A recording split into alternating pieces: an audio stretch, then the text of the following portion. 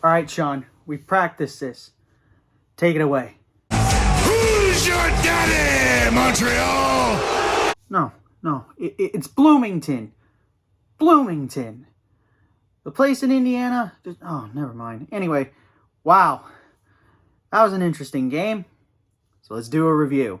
Hey, what's up, everybody? It's Drew, better known as RockChalk01, and today, yesterday, whenever you're watching this, the 8th-ranked Kansas Jayhawks were back home in Allen Fieldhouse as they took on the 14th-ranked Indiana Hoosiers and blew them out of the water by a final score of 84-62. Yeah, who would have thought this was going to happen? Because I sure the heck didn't. KU had a 5.5-point advantage on the spread line and obliterated the number, which props to us. Yeah, and there was a lot of good things that happened in this game. However, there was some slight issues that need to be fixed.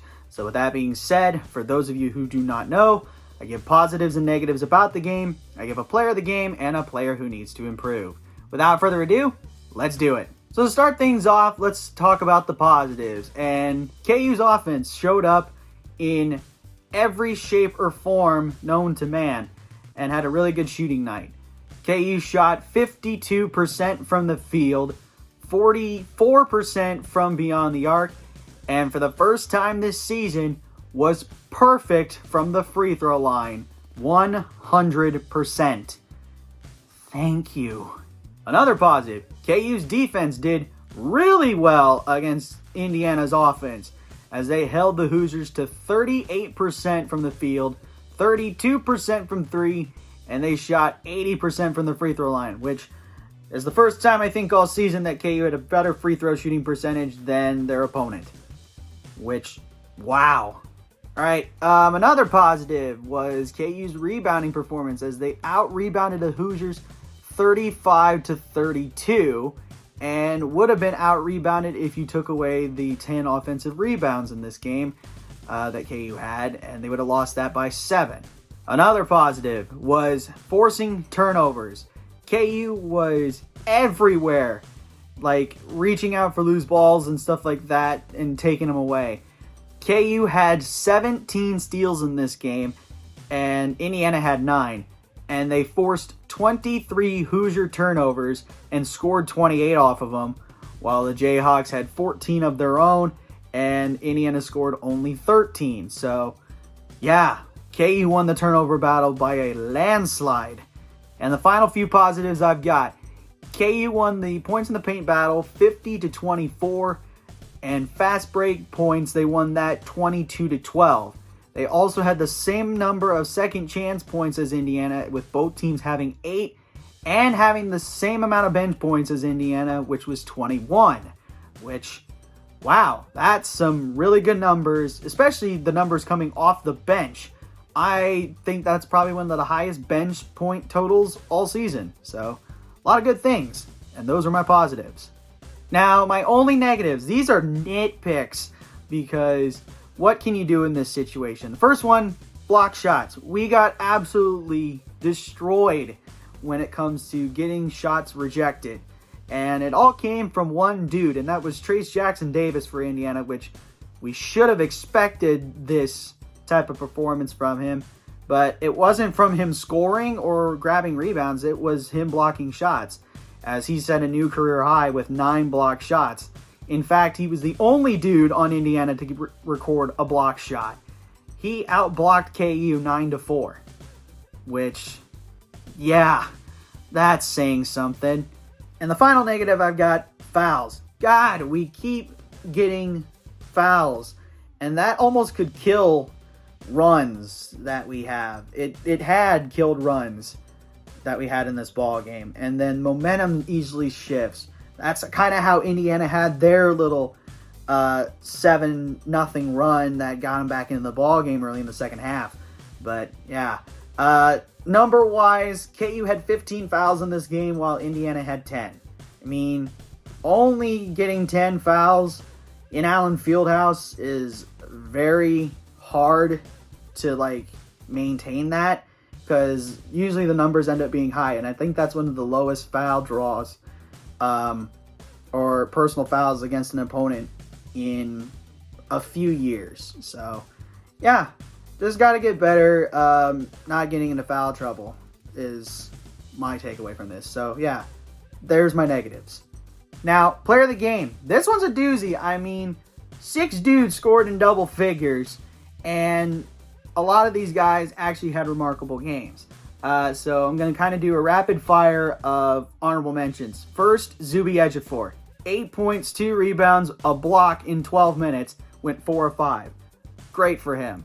Bobby Pettiford. 10 points, 2 rebounds, 4 assists in 22 minutes. Went 4 of 5 from the field and 2 of 2 from the free throw line. Good for him after everything that's sort of happened with him. You have KJ Adams, 11 points, 2 rebounds, 2 assists, 2 steals, 1 block in 26 minutes. He went 4 of 6 from the field and perfect from the free throw line, 3 for 3. Way to boost your free throw percentage, KJ. He was going into the game 38% from the charity stripe.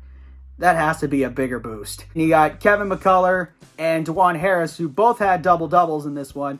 We'll start with Juan. 10 points, 10 assists, 3 steals, along with 2 rebounds in 28 minutes. He went 5 of 8 from the field and 0 for 1 from deep. Good for Juan. Congratulations on your first career double-double. And doing it in a way that's probably more harder, getting it with points and assists instead of points and rebounds. But yeah, way to go. And then Kevin McCullough, 11 points, 11 rebounds, 1 assist, 5 steals, 1 block in 32 minutes. It was more of a colder shooting night for him. That's why he didn't get the nod, because he went 5 of 11 from the field and 1 of 3 from beyond the arc. So with those guys being the honorable mentions, who's my player of the game? There's no question, it's Grady Dick, because he played remarkable. In 33 minutes, Grady Dick scored 20 points, grabbed 6 rebounds, had 5 steals and a block shot, and went 8 of 12 from the field and near perfect from the three-point line, shooting 4 of 5. Holy cow. That's an incredible stat line.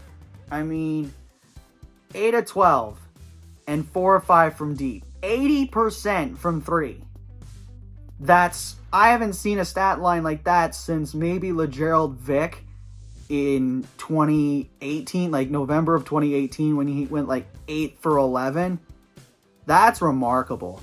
And gosh, I just hope he keeps that momentum going, because he's on a quest to be one of KU's best freshman performers since Andrew Wiggins, Joel Embiid, and Josh Jackson. Those 3 guys were like big key role players their freshman year, and he's basically done about the same or as better than them. So yeah, no question, Grady Dick's my player of the game.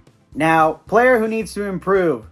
It's the first time that I have a double-digit scorer on here because of one thing, and that's his shooting numbers.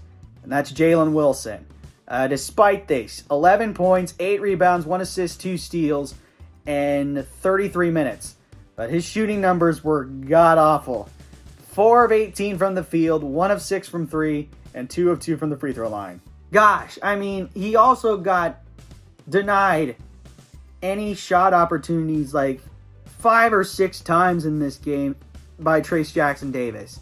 He would drive into the lane and get like really close, and then he would just get swatted. Gosh, this was probably his first bad game this year.